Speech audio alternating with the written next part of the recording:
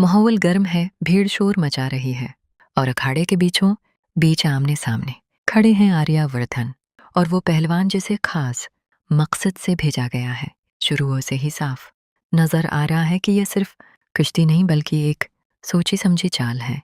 पहलवान बार बार उसूल तोड़ता है, धके देता है और गलत पकड़ बनाता है ताकि किसी भी तरह आर्यावर्धन हार जाए। लेकिन आर्यावर्धन हार मानने वालों में से नहीं है। उसके चेहरे पर चोट के निशान हैं, सांसें तेज हैं, फिर भी उसकी आंखों में जद साफ दिखाई देती है। वो हर वार का जवाब देता है और हर चाल को पलट देता है। भीड़ कभी तालियां बिजाती है और कभी दबी सांसों से मुकाबला देखती है।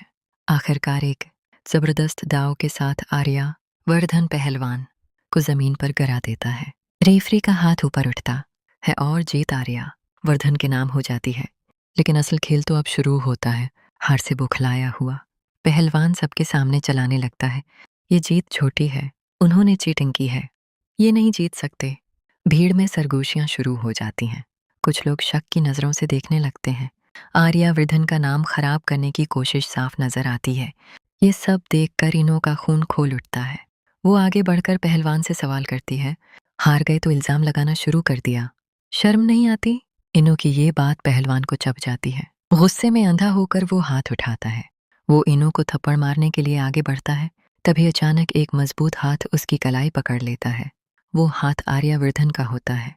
इसकी आंखों में अब तक का सबसे खतरनाक गुस्सा दिखाई देता है। वो पहलवान को जोर से धक्का देता है और लगातार थप्पड़ मारने लगता है। हर थप्पड़ के साथ उसकी नाराजगी, उसकी बेइज्जती और उनों की इज्जत की हिफाजत साफ झलकती है। किसके इशारे पर यह सब किया? कुछ लम्हों की खामोशी के बाद पहलवान वो नाम लेता है जिसे सुनकर सबके होश उड़ जाते हैं। मेरा मैडम ने, उन्होंने कहा था, अगर आप जीत जाएं तो अनु की बेइज्जती करना, उसे थप्पड़ मारना ताकि हंगामा हो जाए और लोग आपको गलत समझें। ये सुनते ही जैसे जमीन खसक जाती है। वहीं खड़े गोपाल जी की आंखों में जैसे सारी कड़ियां जड़ जाती हैं। इन्हें अचानक पिछले कई दिनों की बातें याद आने लगती हैं। मेरा का अजीब रवैया, उसकी जलन, उसकी चालाक मुस्कुराहट, अब सब कुछ साफ हो जाता है। गोपाल जी धीमी मगर मजबूत आवाज में कहते हैं, अब समझ में आया ये सब क्यों हो रहा था। मेरा की चाल बहुत गहरी थी। भीड़ में खसर फसर तेज हो जाती है।